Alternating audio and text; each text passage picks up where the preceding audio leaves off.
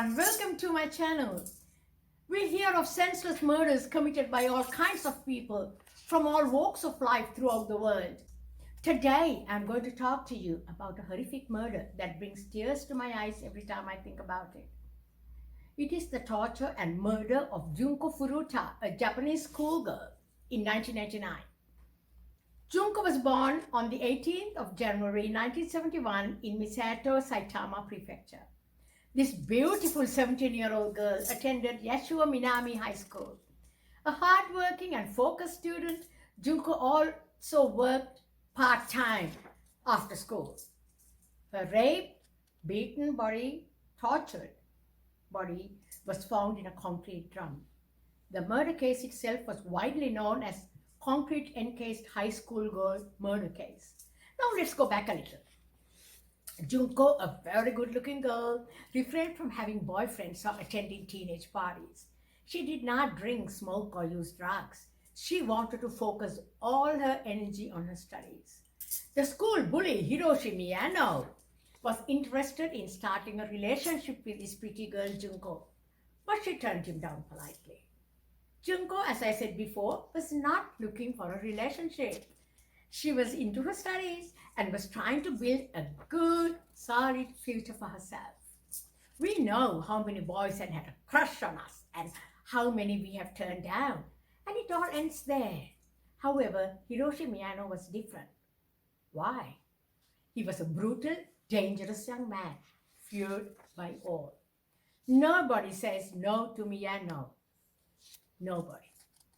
Let's dig a little deeper.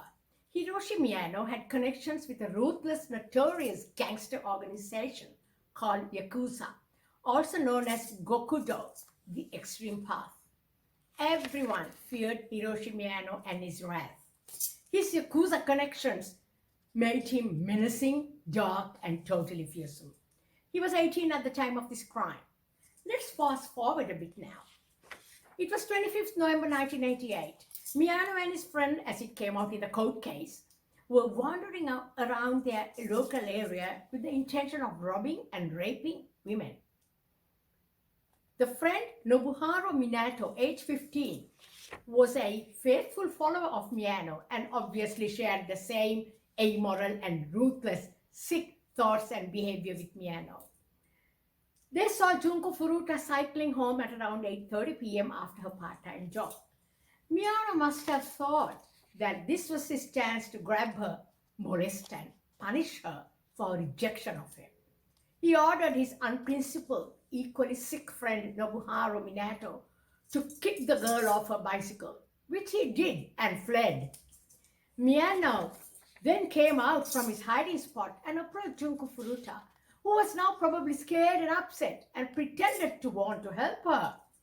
The sociopathic young criminal won her trust and offered to walk her home.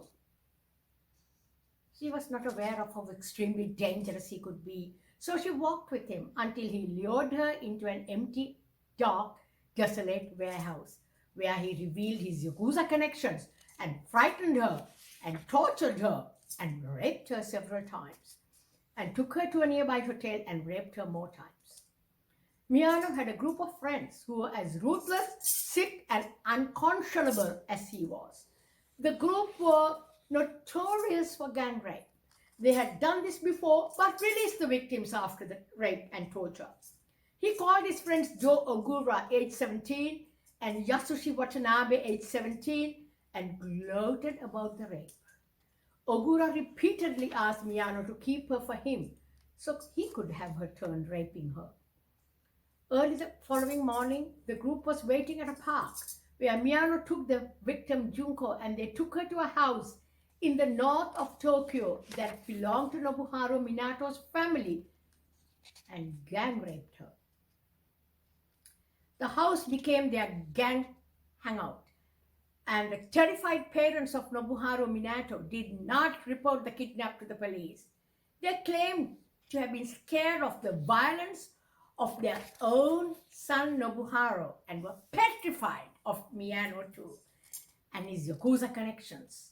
Nobuharu's brother knew about the gruesome happenings but did not ever try to prevent the helpless girl's torment. He could have rung the police, couldn't he? Surreptitiously. How can you know about something like this and not do anything about it? How can you not think of a way to stop this gory, savage, brutal behavior?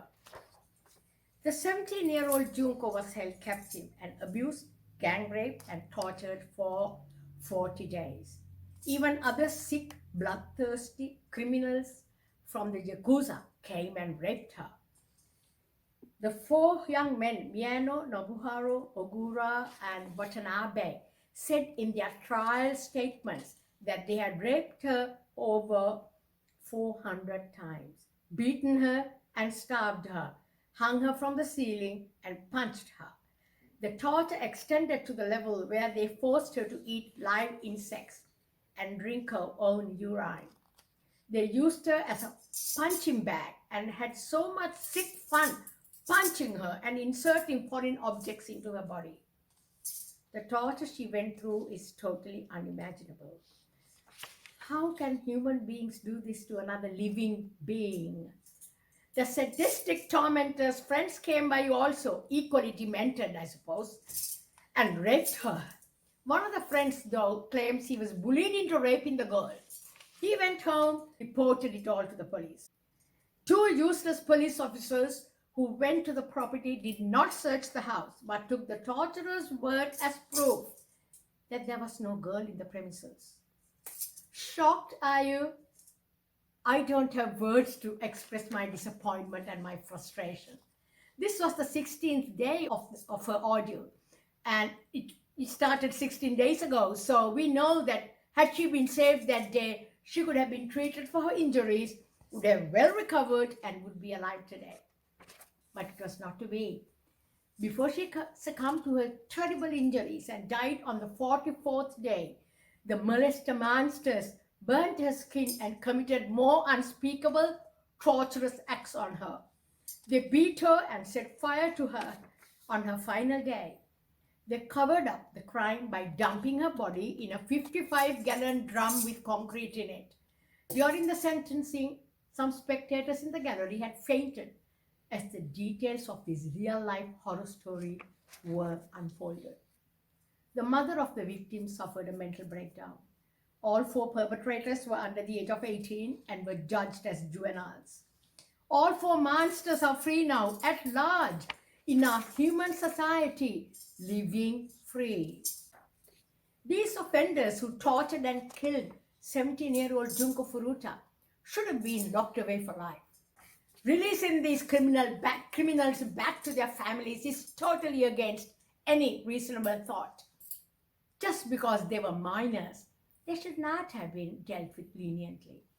After all, the unspeakable and nauseating acts of torture committed on the young girl show the sadistic and sick mental state of these males and how alarmingly dangerous they are. They should be serving life sentences.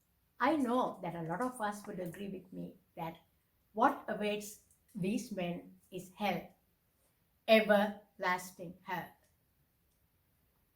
That's it from me tonight. Thank you. See you next time. Hey guys, check out the group True Crime Stories on Facebook. Link in description. Thank you.